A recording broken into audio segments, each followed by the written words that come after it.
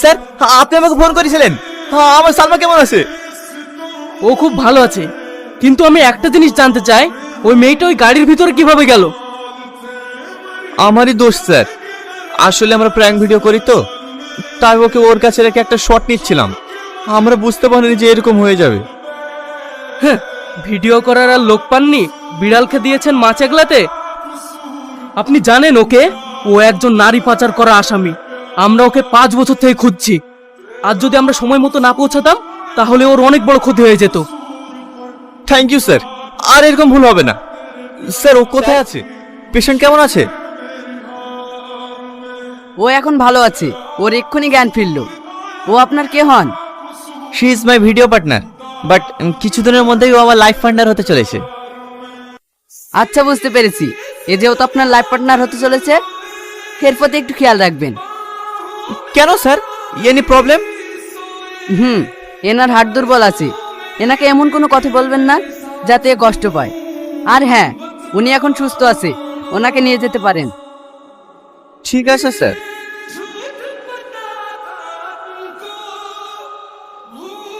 কি শুনলে তো ম্যাডাম কি বললো? হ্যাঁ, তুমি তো ভালোই সুযোগ পেয়ে গেলে। জানো, আজকের পর থেকে আমি আর এই ভিডিও বানাবো না। আমি তোমাকে হারাতে চাইনি। তাহলে কি করবে? আমি তোমাকে বিয়ে করে সুখে সংসার করতে চাই। তোমার আব্বা মা রাজি হবে তো? দেখো, আমার আব্বা মা তো জমিদার না যে তোমাকে মেনে নেবে না। তোমার বাড়িতে রাজি করো, তাহলেই হবে। আমি যদি তোমাকে এখন নিয়ে যাই, তাহলে আমার আব্বা মা তোমাকে কখনো মেনে নেবে না। তাই আমি একেবারে তোমাকে বিয়ে করে নিয়ে যাব। তাহলে আর না করতে পারবে না। কালকে তোমাকে বিয়ে করে গ্রামে ফিরে যাব। তুমি যেটা ভালো বোঝো। সালমা, বলছি আমরা যে বিয়ে করেছি, এই কথাটা বাড়ি যাওয়ার আগে মাকে জানালে কেমন হয়? মা কি বলবো বলছো? আমার কিন্তু ভীষণ ভয় লাগছে। আরে ভয় পেয়ে না তো, কিচ্ছু হবে না। দেখি না কি বলে। এই দেখো তোমার ছেলে কি করেছে, আমাদেরকে না জানি একা একা বিয়ে করে নিয়েছে। এই দেখো, কথা বলো। হ্যালো টনি, তোমার কি বলছে রে? হ্যাঁ আব্বা, মা ঠিকই বলছে। তোকে পাঠিয়েছি পড়াশোনা করার জন্য। 10 বছর তোর পড়াশোনার খরচ চাচ্ছি, আর তুই আমাকে না জেনে বিয়ে করে ফেললি। আব্বা, সালমাকে আমি অনেক ভালোবাসি। ও খুব ভালো মেয়ে। আমি তোর কোনো কথা শুনবো না। মেয়ে যদি ভালো না হয়, আমি কিন্তু মেনে নেব না। 10 বছর পর বাবু বাড়ি ফিরছে, তোমার তো খুশি হওয়ার কথা। কি করে খুশি হব বলো? সঙ্গে করে বউ আনছে, সে বউয়ের আচার আচরণ কেমন হবে এই নিয়েই চিন্তিত আছি। কর্তাবাবু, কর্তাবাবু, ছোট বাবু চলে এসছে। মা, মুখটা একটু তুলো।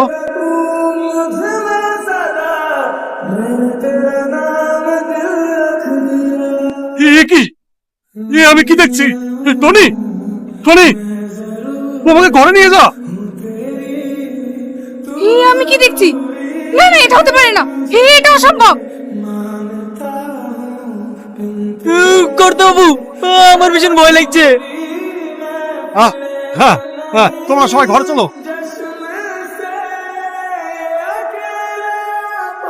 কি ব্যাপার?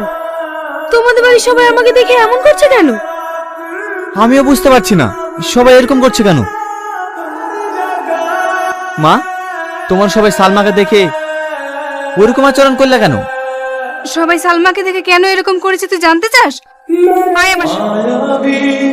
এই তো দেখ, একে চিনতে পারছিস? চিনবো না কেনে? সেই ছোটবেলায় দেখেছি। আমার সামাদ কাকু না? হ্যাঁ, এটা তো সামাদ কাকু। একে চিনতে পারছিস?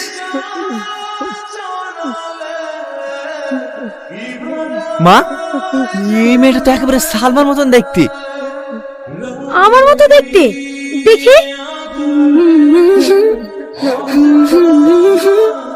সত্যি তো, আমার মতো দেখতে। এটা কে মা? এটা হচ্ছে তোমার ছোট কাকিমা। টনি জন্মানোর আগেই উনি মারা যান। ওর সুখে এই পাগল হয়ে গেছে। মা, কাকা কি কোনোদিনই ভালো হবে না? না ভালো হবে না, ডাক্তার বলেছে সারা জীবন এরকম ভাবেই থাকবে। কি গো মন খারাপ করে বসে কেন? কিছু হয়েছে? এইভাবে আর কতদিন বাড়িতে থাকা যায় বলো তো? আব্বা আমাকে যখনই দেখে তখনই ইগনোর করে। আমি সব জানি, আমাকে এর জন্য কিছু একটা করতেই হবে। কি করবা তুমি? আব্বার সামনে তোমাকে কিছু একটা ভালো কাজ করে দেখাতে হবে। কি কাজ করতে হবে বলো? আব্বা আমাকে খুশি করার জন্য আমি সব কাজ করতে পারি। একটা উপায় আছে, তোমাকে আমার কাকির মতন সেজে আমার কাকাকে সুস্থ করে তুলতে হবে, তাহলে তুমি আমার আব্বার কাছে অনেক ভালো হয়ে যাবা। তুমি যা বলবে আমি সেটাই করব, কিন্তু কাকিমার মতো সাজবো কিভাবে? ও নিয়ে তোমাকে টেনশন করতে হবে না, আমি এক্ষুনি কাকিমার ছবি নিয়ে আসছি, তুমি দেখে দেখে সেজে নিও।